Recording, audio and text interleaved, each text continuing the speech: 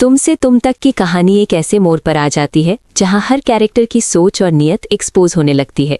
सब कुछ तब शुरू होता है जब आर्या अचानक कांटेक्ट से बाहर हो जाता है।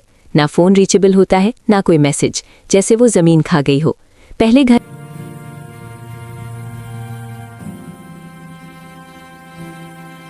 वालों को लगता है कि शायद कोई मिसअंडरस्टैंडिंग है, लेकिन जब आर्या का मोबाइल एक सुनसान जगह से मिलता है तो सबके चेहरों का रंग बदल जाता है। पुलिस कंफर्म करती है कि ये सिर्फ मिसिंग केस नहीं बल्कि प्लान किडनैपिंग का सीन है। पुलिस जब मोबाइल रिकॉर्ड्स और लास्ट लोकेशन ट्रैक करती है तो एक शॉकिंग डिटेल सामने आती है। आर्या की लास्ट मूवमेंट नॉर्थ साइड की तरफ शो होती है। इसी बीच आर्या के बारे में ये भी हिंट मिलता है कि उसने किसी को कुछ ऐसा देख लिया था जो उसे नहीं देखना चाहिए था। कुछ दिन बाद दिखाया जाता है कि आर्या बुरी हालत में मिलता है और बिना टाइम वेस्ट किए उसे हॉस्पिटल शिफ्ट कर दिया जाता है। डॉक्टर्स क्लियरली कह देते हैं कि उसकी कंडीशन नॉर्मल नहीं है और नेक्स्ट 24 आवर्स क्रिटिकल हैं। हॉस्पिटल के अंदर का माहौल हैवी होता है। आर्या बेहोशी में होता है, मशीन से लगा हुआ, और उसकी सांस भी अनस्टेबल होती है।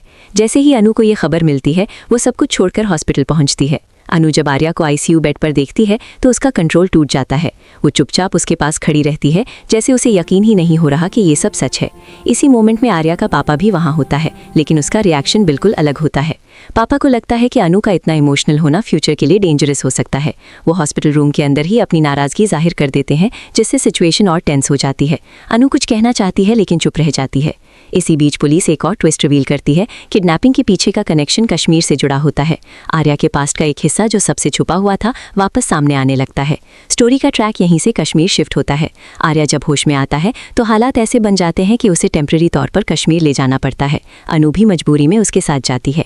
कश्मीर का माहौल दोनों के लिए हीलिंग जैसा होता है।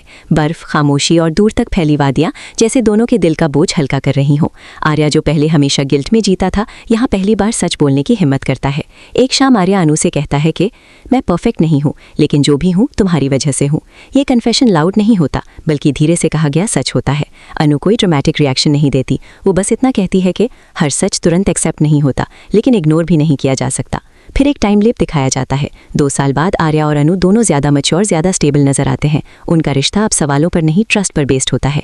एक इमोशनल मोमेंट में आर्या अनु को कश्मीर की एक तस्वीर देता है जहां 2 लोग दूर खड़े हैं लेकिन फिर भी साथ, और बिना कुछ कहे दोनों एक दूसरे को हक कर लेते हैं।